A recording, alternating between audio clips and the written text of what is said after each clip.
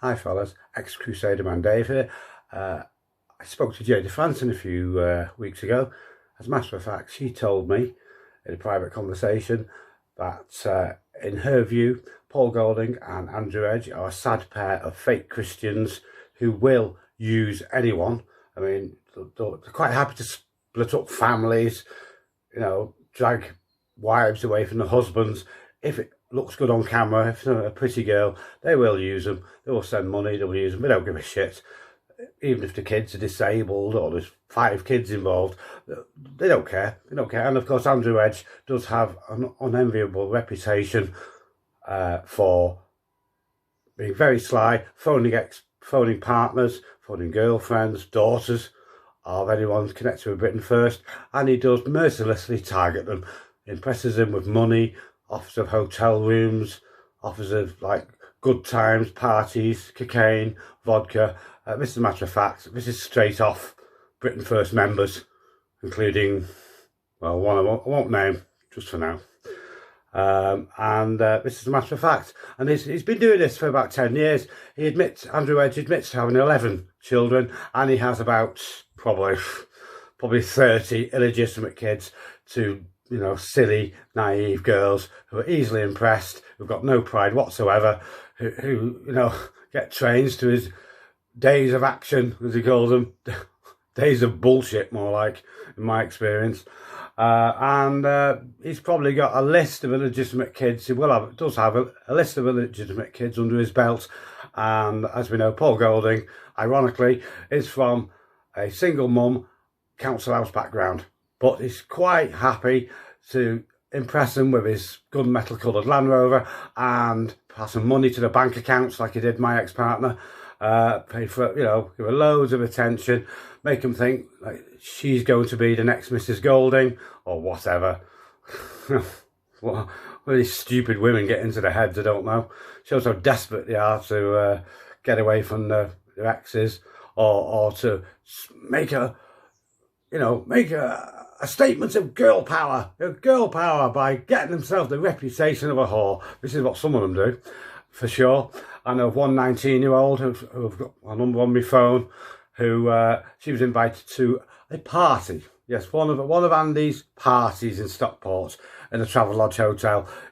Whereupon she duly got arse raped, whether she likes it or not. She got fed cocaine, blah blah, and this poor girl had just lost her kid to the social services due to a poor judgment with other men, and Salford Social Services being particularly evil and far left and migrant loving. This girl allegedly did lose her lovely little kid due to a bad choice of men, due to hanging about with men who had given her some level of threat or abuse. But she's lost a kid forever now. But Andrew Edge didn't care. Oh, he couldn't wait to get inside her pants, maybe get her pregnant again. I hope not. I gather not. So this is what you're dealing with Paul Golding in Britain First. A gang of schmucks. Because Golding, that's the correct word to use, because Golding, in case you didn't know it, is a Jewish surname. Just like Goldstein, just like Shaw, just like Goldberg, just like Weinstein. Yeah, it's a Jewish name. So even if Paul is some type of Christian, well, Jayda says he's fake, he certainly is from Jewish heritage stock. No, his grandfather, whatever. So that's Dave signing off. I've tried not to name the people that accepted money and flattery and secret phone calls in this video, but I think we all know who I'm talking about. Okay, bye-bye.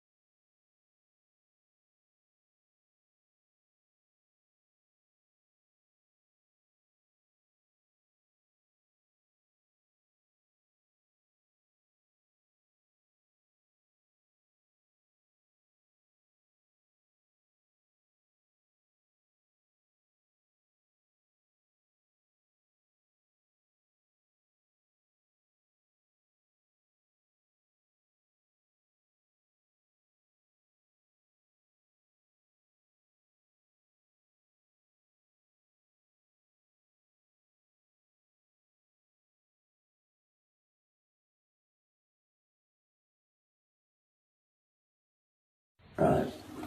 In response to Britain First, Andy Edge claimed that he was found not guilty. First of all, it never got to court. It was NFA for reasons that will follow shortly. Second, the GMP didn't let him off because he proved any sort of innocence. It was due to his word against mine, usual case, but it will be kept on file for further reference in case someone else is brave enough to come forward and make that complaint. I want to reach out to anyone who has had the misfortune of being violated by this excuse of a human.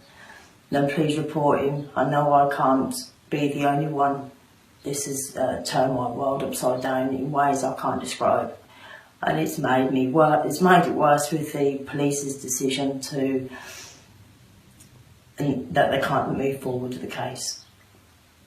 I can't move forward. Now, to clear up a few things. Graham Morris and Veronica Cania had nothing to do with this case. Those flowers and vodka were from friends from my birthday, one of which works in Poland once a month, and so he brought me the bottle back.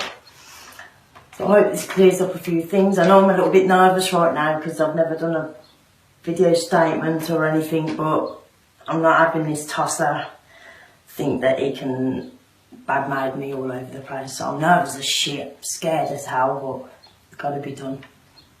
I hope this clears up some things that he's come out with. The reason it's took me so long to report it is fear of him, as I know what kind of man he is.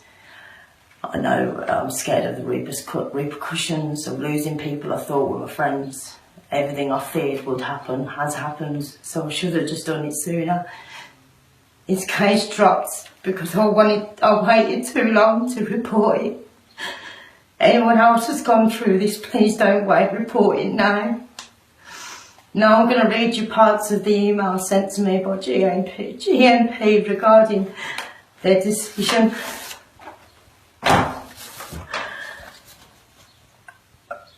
I can confirm a crime has been recorded for an offence of sexual assault. This has been recorded on GMP's system and will remain there.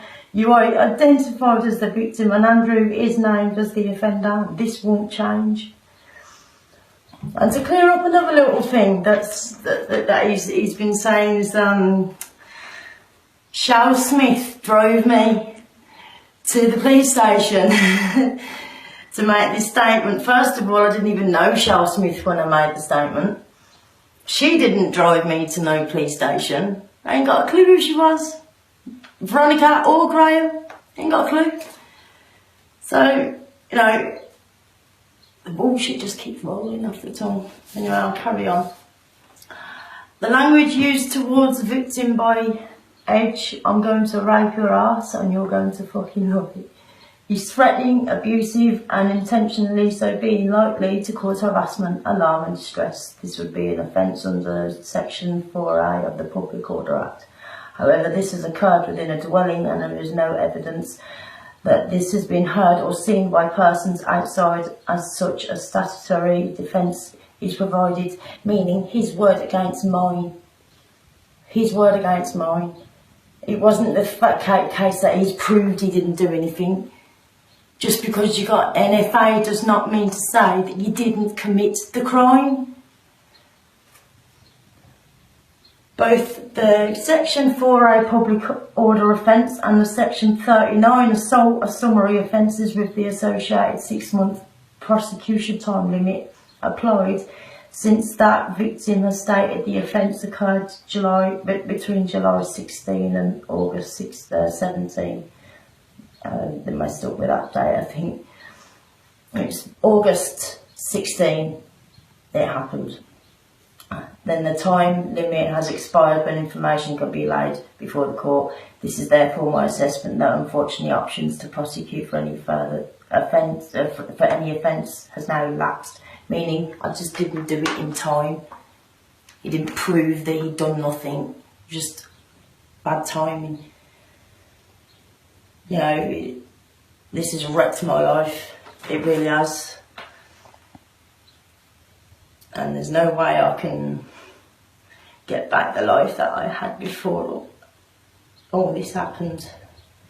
Because it hasn't just been this that's affected me, it's repercussions along the line. Andy